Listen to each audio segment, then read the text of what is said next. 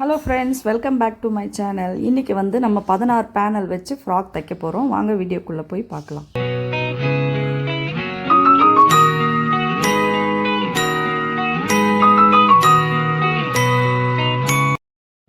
இப்போ வந்து front piece வந்து லைனிங்கோடு வந்து அட்டாச் பண்ணிக்கிறேன். இந்த அட்டாச் பண்ணும்போது வந்து சன்கிரேப்பும் மெயின் பீஸும் வந்து கொஞ்சம் வளைஞ்சு நெளிஞ்சு கொடுக்கும். நீங்கள் வந்து பின்னு வச்சுக்கோங்க. பின்னு வச்சுட்டு அட்டாச் பண்ணிங்கன்னா ரொம்ப ஈஸியாக வந்து உங்களுக்கு ஸ்டிச் ஆகிடும். நான் வந்து இந்த வீடியோ வந்து உங்களுக்காக மட்டும்தான் வந்து பிகினர்ஸ்க்காக தான் இது வந்து போட்டிருக்கேன். இதில் ஏதாவது டவுட் இருந்தாலும் நீங்கள் வந்து எனக்கு கமெண்ட் பண்ணுங்கள். இன்னும் ஈஸியாக எவ்வளோ ஈஸியாக உங்களுக்கு தெரியணுமோ அந்த அளவுக்கு நான் வந்து வீடியோ வந்து கொடுக்குறேன். இது வந்து ஃபஸ்ட்டு நம்ம போடுறதுனால ஒரு ஃப்ராக் கொடுத்துருக்கேன். ரொம்ப கொஞ்சம் பெரிய ஃப்ராக் தான், 16 இன்ச்சு பேனல்ன்னும் போது. ஆனால் தைக்கிறது பார்த்திங்கன்னா ரொம்ப ஈஸி தான். இப்போ வந்து பார்த்திங்கன்னா நான் இது ஃப்ரண்ட் சைடு, இந்த ஃப்ரண்ட் சைடும் ஸ்டிச் பண்ணியாச்சு. அதே மாதிரி பேக் சைடும் பாடியை ஸ்டிச் பண்ணியாச்சு. ஸ்டிச் பண்ணி எடுத்துகிட்டு ஃப்ரண்ட் சைடுக்கு கேன்வாஸ் வெட்டியிருக்கேன். இந்த கேன்வாஸ் தனியாக வெட்டுறது எப்படின்றதும் நான் சொல்லித்தரேன். இந்த மாதிரி வந்து வெட்டிட்டு நம்ம ஒரு பீஸில் அயன் பண்ணிக்கோங்க. அயனிங் இல்லைன்னாக்கா நம்ம அப்படியே ஒரு ஸ்டிச் போட்டுக்கலாம், பிரச்சனை இல்லை. சின்ன சின்னதாக நாச்சஸ் போட்டுக்கோங்க அந்த இடத்துல. ஏன்னா வந்து வளைஞ்சி நம்மளுக்கு வந்து தையல் வந்து அழகாக வந்து கொடுக்கும். அதனால் அப்படி நாச்சஸ் போட்டுக்கிட்டு அது பிறகு நீங்கள் வந்து ஸ்டிச் பண்ணி பாருங்கள், ரொம்ப சூப்பராக வரும்.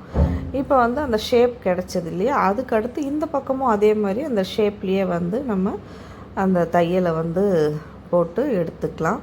இது வந்து பாடி மேலே வந்து நம்ம வந்து ரைட் சைடு வந்து பாடியை வந்து வச்சுட்டு அதுக்கு மேலே கரெக்டாக வச்சு திருப்பிட்டோம்னாக்கா நெக்கு வந்து ரொம்ப அழகாக ஃபினிஷ் ஆகும். அதை பார்க்க போகிறீங்க. இப்போ கரெக்டாக வந்து சென்டர் பாயிண்ட்டுக்கும் ஒரு நாச் கொடுத்துக்கிறேன். இப்போ ஃப்ரண்ட் பீஸ் எடுத்துக்கிறேன். அதே மாதிரி அந்த ஷோல்டருக்கு சென்டரில் ஒரு பின் குத்திக்கலாம். அப்போ வந்து நகராது பீஸு. இப்போ வந்து நம்ம ஸ்டிச் பண்ணிக்கலாம். நல்லா அழகாக ஸ்டிச் பண்ணும்போது நீங்கள் வந்து ஊசியை வந்து திருப்பக்கூடாது. ஊசியை திருப்பாமல் கிளாத்தை திருப்பிக்கிட்டே வரணும். ஒரு சிலர் ஊசியை நிறுத்தி திருப்புவீங்க, அந்த மாதிரி திருப்பாதீங்க. அப்படியே வந்து ரவுண்டாக வந்து ஸ்டிச் பண்ணிக்கோங்க. அது அழகாக வந்து திரும்பும். ஃபஸ்ட்டில் வந்து கொஞ்சம் கஷ்டமாக இருக்கும், அது பிறகு பழகிட்டிங்கன்னா ரொம்ப சுலபமாகவே இருக்கும். இப்போ நெக் பீஸை நம்ம கட் பண்ணியாச்சு. கரெக்டாக ஒரு 1/4 இன்ச்சு விட்டுட்டு கட் பண்ணியிருக்கேன். அதுக்கடுத்து அங்கங்கே வந்து சின்ன சின்னதாக ஒரு சிசர் கட்டை வந்து கொடுத்துக்கலாம். கொடுத்த பிறகு இதுக்கு மேலே ஒரு படிமான தையல் போட்டுட்டும் நீங்கள் வந்து ரவுண்டை ஸ்டிச் பண்ணலாம். இல்லை கரெக்டாக வந்துடும் எனக்கு அப்படின்னாலும் ஸ்டிச் பண்ணிக்கலாம். நான் படிமான தையல் போட்டுட்டு ஃபுல்லாக ஸ்டிச் பண்ணி அதை வந்து பார்த்திங்கன்னா கரெக்டாக வந்து இருக்கான்றது 2 பக்கத்துக்கும் நான் வந்து செக் பண்ணிட்டேன். செக் பண்ணிவிட்டு இது உள்ளே வச்சு அடிக்கிறதுக்காக வந்து நம்ம வந்து பிரித்து வச்சுருக்கேன். இப்போ வந்து பார்த்திங்கன்னா 16 இன்ச்சு பேனலை வந்து 1/1 வந்து ஸ்டிச் பண்ணிக்கலாம். இது ஸ்டிச் பண்ணிட்டோம்னாக்கா நீங்கள் ஃபுல்லாக வந்து ஓவர்லாக்கு இருந்துச்சுன்னா போடலாம். இல்லை ஒரு டெய்லர் கடையில் கொடுத்தீங்கன்னாலும் போட்டு கொடுப்பாங்க. இவ்வளோ நீட்டு காசு கொடுத்துட்டிங்கனாலும் போட்டுக்கலாம். ஓவர்லாக் போட்டுட்டு படிமான ஸ்டிச் போடணும். பட் நீங்கள் 2 தையல் போட்டுட்டு படிமான ஸ்டிச் போடலைன்னாலும் பரவாயில்ல, ஓவர்லாக் போட்டுட்டிங்கன்னா. இப்போ இந்த மாதிரி கீழே விட்டுட்டு நம்ம ஃபுல்லாக வந்து 16 பேனலும் ஸ்டிச் பண்ணியாச்சு. நெக்ஸ்ட்டு இது வந்து பார்த்திங்கன்னா லைனிங் பீஸை வந்து நம்ம வந்து அட்டாச் பண்ணுறோம். அதில் ஒரு பீஸ் பேனலை வந்து நான் ஜாயின் பண்ணிவிட்டு இப்போ அந்த மெயின் பீஸுக்கு கரெக்டாக ஷேப் கொடுத்து நான் வந்து அட்டாச் பண்ணிவிட்டேன். கீழே வந்து இது பாட்டம்மை வந்து டபுள் ஃபோல்டிங்காக வந்து பாட்டத்தை ஃபினிஷ் பண்ணியிருக்கேன்.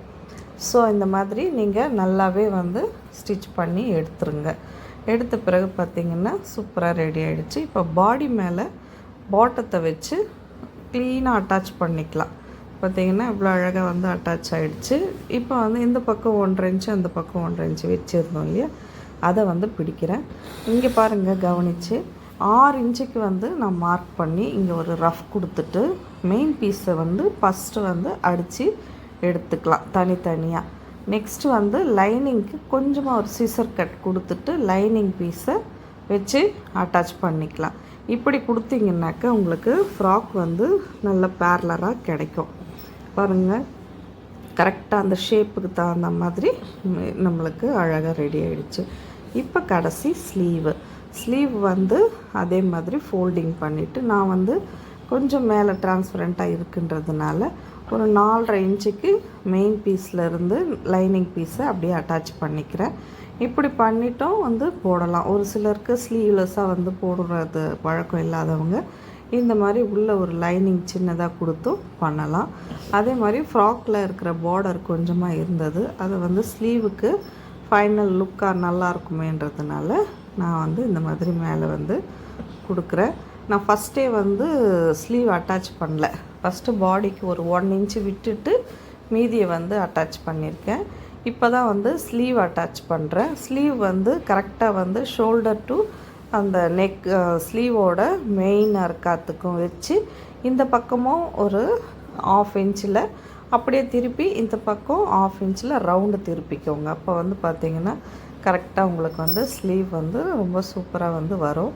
ஏறத்தாழ இல்லாமல் பார்த்திங்கன்னா 2 ஸ்லீவும் நான் வந்து அட்டாச் பண்ணிட்டேன். இப்போ வந்து பார்த்திங்கனாக்கா நான் வந்து கையை வந்து கடைசியாக கை வந்து பிடிக்கிறேன். கை எவ்வளோ இருக்குன்றத மார்க் பண்ணிவிட்டு அங்கேருந்து வந்து பார்த்திங்கன்னா பாடியை டச் பண்ணிடணும். அந்த மாதிரி 2 தையல் போட்டுக்கோங்க. போதும், 2 தையல் போட்டாலே போதுமானது. கரெக்டாக இங்கே வந்து நான் போட்டுட்டு அதுக்கும் நான் ஓவர்லாக் போட்டு எடுத்துக்கிறேன். இது டசல்ஸ் மாதிரி நம்ம வந்து பண்ணியிருக்கோம் ஹேங்கிங்கு அந்த கிளாத்லேயே வச்சு. இதுக்கு நான் பெல்ட்டும் பண்ணியிருக்கேங்க. பார்த்திங்கன்னா ஃபைனல் லுக்கு இப்படி தான் வந்து